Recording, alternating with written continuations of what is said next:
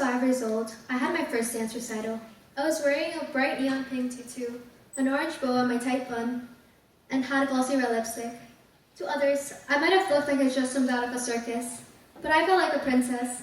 I'd been counting the days, so eager to finally perform in front of my parents, to hear them clap and shout, "That's my daughter," to have them move flowers, to have them be proud of me. But as I walked into the stage and looked at the audience at the second middle row seats and saw it empty, a wave of disappointment, of betrayal hit me. I blinked, thinking maybe it was a mistake. I mean, I did use glasses, so maybe I wasn't seeing things correctly. But the seats were still empty. And thankfully, my body moved accordingly to the music as the music started. And I remembered the countless times I had practiced in the studio, in my room, and even in the bathroom. But all my mind could think about was why. Why me? Why were they not here? And that was the first, but not the last time I got stood up on my parents, my immigrant parents. Growing up in an immigrant household, I understood I was different from the rest. I lived in a primarily white neighborhood and knew I wasn't as American as my neighbors were. I did not have blue eyes or blonde hair. I did not bring PB&J sandwiches for lunch or any kind of sandwich at all. I did not have my parents attend school events or pick me up after school. I did not speak English at home, besides the time I'd be asked to translate government documents or speak with a phone representative. I did not watch the Super Bowl. I did not have sleepovers. And most notably, I did not dare speak against my mother or father. Indeed, instead, I was obedient and quiet. I was called wise for my age and mature. Instead of play dates, piano, math lessons, tutoring lessons, extra tutoring sessions, as well as dance were arranged for me. Mistakes and flaws were not allowed for my part, for they would hinder my hard work, my parents' hard work. My personality, way of speaking, and way of thinking were all molded to the ideals and wishes of my parents, or rather, what I think they wanted of me. Occasionally, a spark of rebellion ignited within me, longing for freedom. But I have come such a far way that it wasn't worth it anymore. And most importantly, my mother was Latina, and my dad was Asian. So I knew a thing or two about making them mad or disappoint them. I know they're a very powerful duo, an unbeatable one for sure, but most importantly, a loving one, where I couldn't ignore the fact they were doing it for me, because they loved me. So by the time I was 15, I'd become the cook, the cleaner, the translator, the interpreter, the IT person, the daughter, the student, and any other occupation I could get a hold of. For I, as the only child of immigrants, learned to smile and comply, since that was the best thing I could do. That was the only thing I could do. So yes, I always knew I was different, that I wasn't as American. But if I wasn't American, what was I? Was I Ecuadorian? Was I Japanese? Well, although my features attest to it, I wasn't quite that either. According to what my parents say, they were traversing rivers and mountains, waking up at 5 a.m., getting themselves dirty to get to school, while I only had to walk around the corner to catch the bus. At the age of 12, both my parents were working. Underpaid, of course, but one milking cows and one working in coal mines, while I, at the age of 12, was dissecting frogs in science class for funsies. My mom, at the age of 9, was responsible for taking care of 5 siblings, while I, at the age of 9, was only asked to feed and walk my dog twice a day. My dad, raised by the principles of family and honor, knew he had to set an example for his siblings, being the first one, afraid, crossing the seas for the American dream to bring success for his family. Well, I was just selfish. I only worried for myself, was asked to only be successful and dream for myself. My parents who are always looking for the best deals and who aren't afraid to bargain with the sellers, while I look for convenience and shop through Amazon.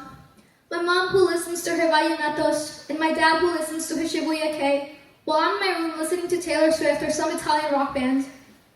So rather than being one or the other, I was living in some sort of transition zone, a border between the two, filled with complexity that cannot be put into words. If I step too far on one side, I'll only be sent back to the start.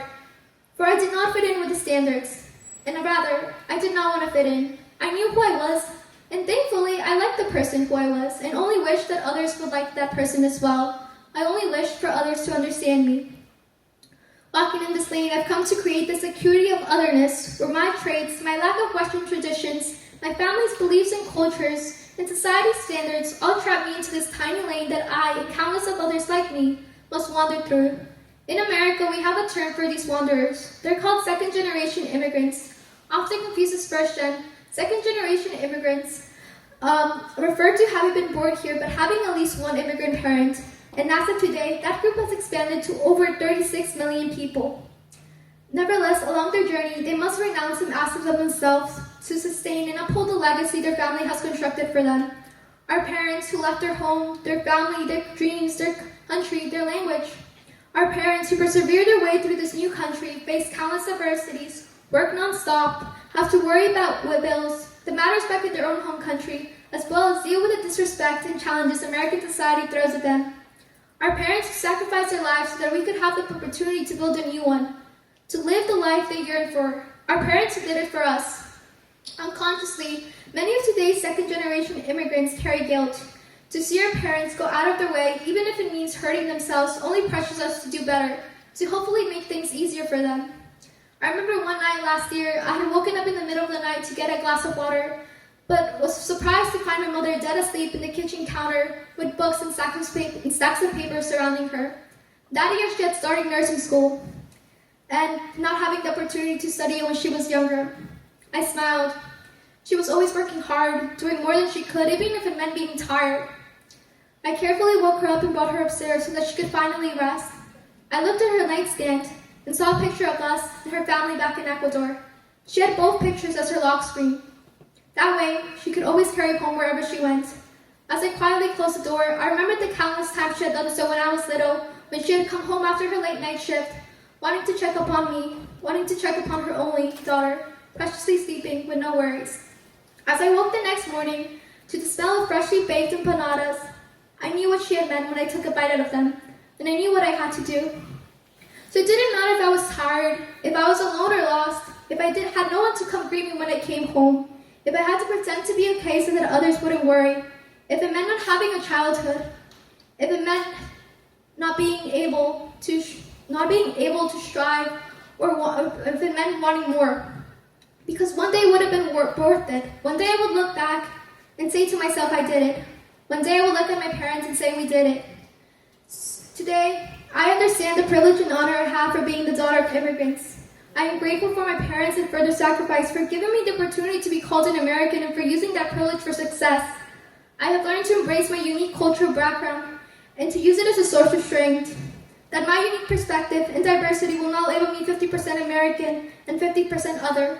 Rather, I am 101% of both. I am whole, I am myself, I am the bridge between two worlds. Yet it doesn't help that America, despite expressing countless backgrounds, still holds on to discrimination and prejudice and even uses the term minorities as if we were lesser, as if we didn't work hard or struggled enough to be where we are.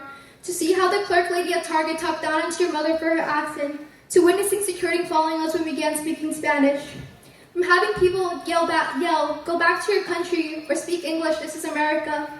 From having people speak patronizingly to your parents as if they were children, as if they didn't understand the negative comments that were said about them.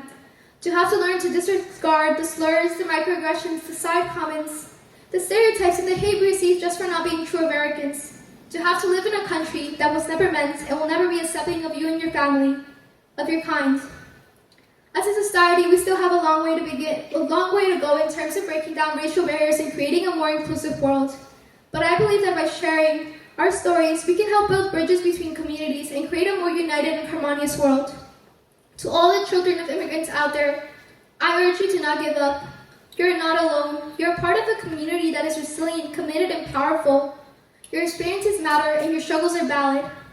But I know that one day, I look into the crowd and see my parents there, clapping vigorously and proudly for their one and only daughter. Thank you.